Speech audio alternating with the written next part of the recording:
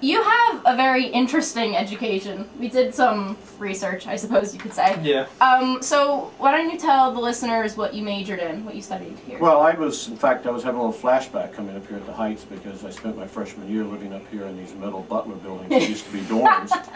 Because if you stayed up here as a freshman, you could have a car. It was the only place on campus you could have a car. You remember, this was an all-male, almost all white, because there were only 10 African Americans in my freshman class in 1964. Wow. Wow. So the world was very different. I was telling some of the folks downtown, you had to go to chapel at Old Queens on Friday.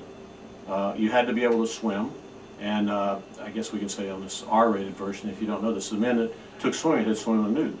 You always swam in the nude. You could never wear a suit. Wow. So things are a little different. But I came here thinking I was going to be an engineer, which was a really bad idea. All I knew about engineering is that's the guy that blew the whistle on the train. It tells you how far afield I was. But fortunately, in those days, they had a 5-year program that you got 2 degrees, and you got a Bachelor of Arts in Education. But you had to average 21 credits a semester to do it. So pretty strenuous. But the thing that saved me was the Bachelor of Arts, because I hated engineering and I was not any good at it. And so I barely survived that stuff, but I did real well in the Bachelor of Arts program. And in fact, part of what happened was I knew I had to go on. I worked as an engineer in the summer. I'm from Alabama, L.A., as we say, Lower Alabama.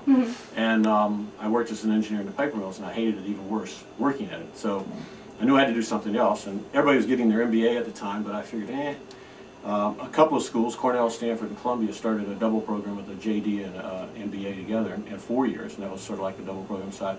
I wanted to go to that, but my grades were pretty crappy because my engineering grades were bad. And so I went to Dean Easton, who was the dean of engineering school, and told him I needed a letter of recommendation. The only problem was he'd never seen me before, he didn't know who I was. Aww.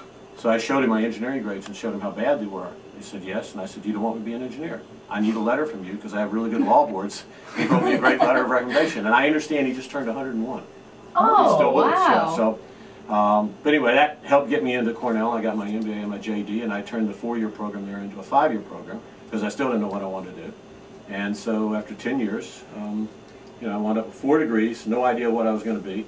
I had hair down to my elbows and straight up in the air, and I bought a corduroy suit and a bow tie, which is not a good combination. Took 1 interview and became a banker in Hartford, Connecticut, which was the only mistake I made that was worse than majoring in engineering. So that's the short version of that. I was here a few months ago for your entrepreneur program.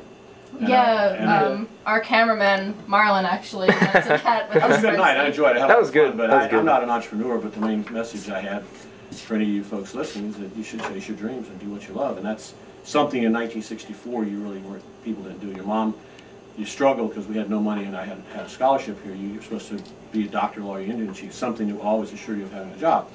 Today, you do have to be responsible, but you're going to chase your dreams. That's what you have to do. So that's the sort of message out of this craziness. Okay. And the next question we have for you is, sorry, Kelly. What made him pursue his dreams? Yeah, what made you pursue rock and roll as opposed to engineering or banking or any of the other stuff you mentioned? Well, I mean, I spent a lot of years in jobs I really didn't like. And the merger and acquisition jobs I did for 10 years, so I was lucky. I went around the world, bought a lot of companies, did a lot of licensing, things of that nature, but I didn't like it. But I lost my job eventually because somebody bought my company.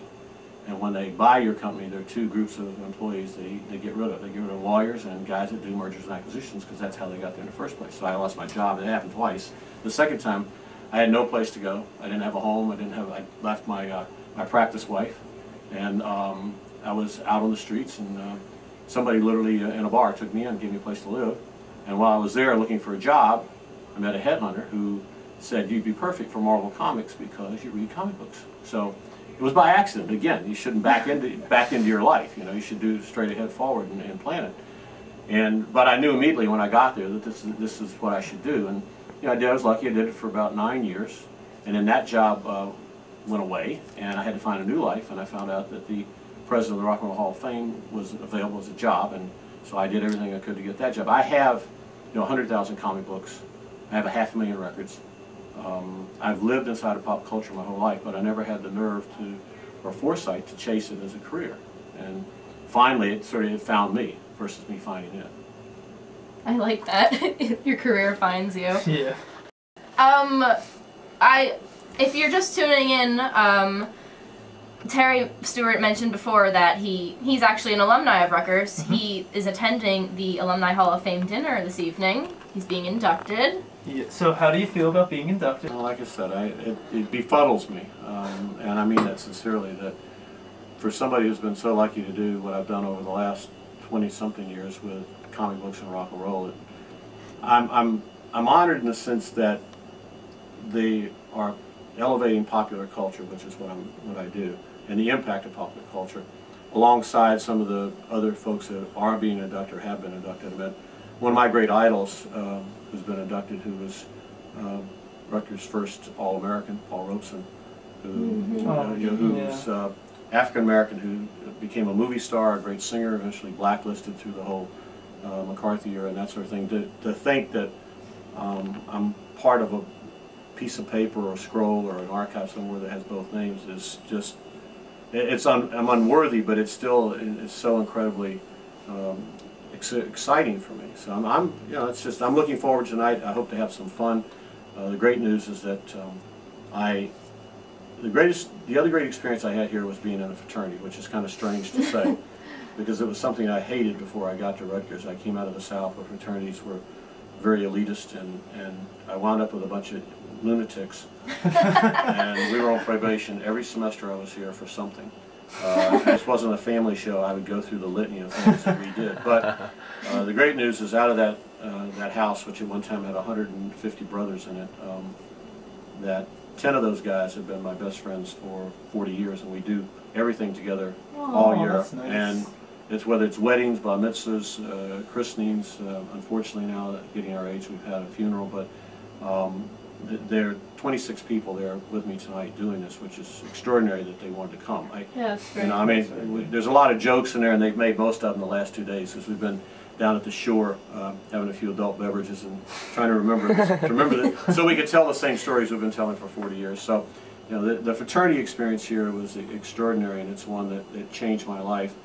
Besides the academic aspect of being here, I was going to go to West Point because I didn't have any money and I needed a scholarship, and at the last minute I got a scholarship to Rutgers and I didn't go to West Point. And the great thing about Rutgers is, among other things, being close to New York. And whether it was my art courses or some of my history courses, things I had to do in the city in order to be able to pass the exam. Because much of the art courses, if you didn't go to the museums, you wouldn't know what the question was all about. So that aspect of being in a metropolitan area, and the mix of people at Rutgers. I met everybody from Ezra Pound's grandson, who was in my fraternity, to about 4 mafia families who were in my fraternity. And that's just the nature of Jersey, the nature of the metropolitan area. And so Rutgers was one of those life-changing experiences. And I'm thrilled and honored to be back, and it's a joy to be on your show. So I hope somebody out there hears something here that's kind of interesting. And as I said, again, if you're lucky enough to hear any of this and you believe it, chase your dreams, because certainly I'm living mine, and I'm living mine again tonight here.